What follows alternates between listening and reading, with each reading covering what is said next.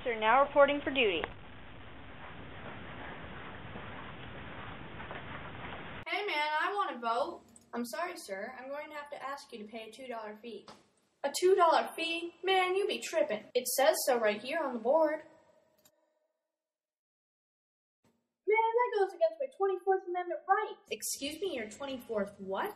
The 24th Amendment basically states that you don't have to pay a fee to vote.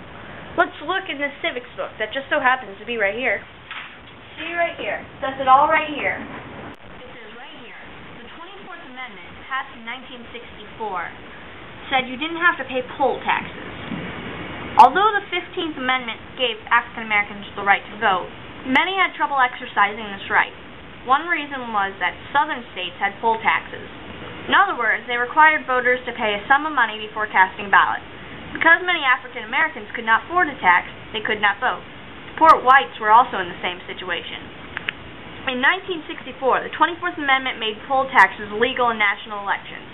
2 years later, the Supreme Court ruled that poll taxes were illegal in the state elections as well. Well, I'll be darned. I guess you can go ahead and vote anyway. Go on in, sir. Well, thank you, sir. I think I will. I guess I better raise that fee.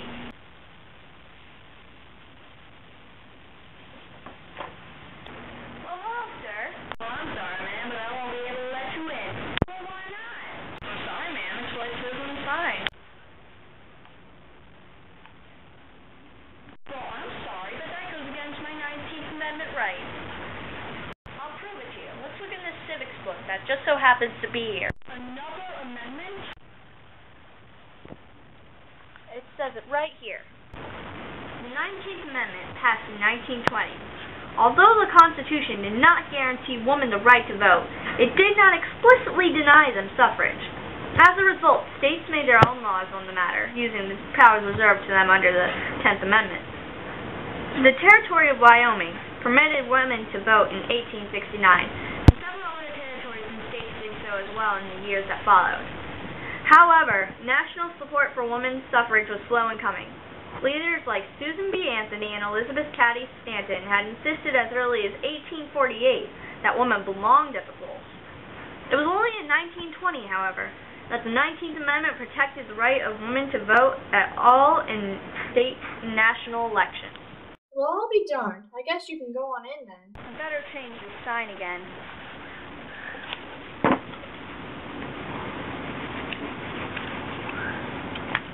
Hello? Hello, sir. I'm guessing you're here to vote? So can I go ahead and go in and vote? Yep, everything's all ready for you. Go on ahead. Hey, wait, hold on. Wait, man, what did I do wrong? I'm sorry, you can't go in with that gun. It's dangerous. It doesn't say that on the board.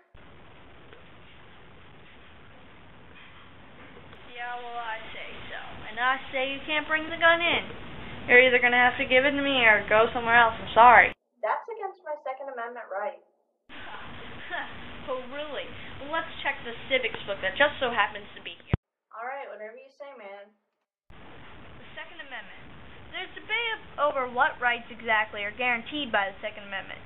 Some argue that it provides only for each state to maintain a well-regulated militia, by allowing the members of those militias to carry arms. When the Second Amendment was written up, a militia was a small, local army, basically, made up of volunteer soldiers. These militias helped to win America's independence from Great Britain. That's my point. It doesn't say you can bring a gun in. You even have the right to carry that? Well, actually, sir, I was just getting that, and I do have my papers for this legal gun. As I was saying, other people that hold the Second Amendment guarantees the right all citizens to keep and bear arms without the interference of government.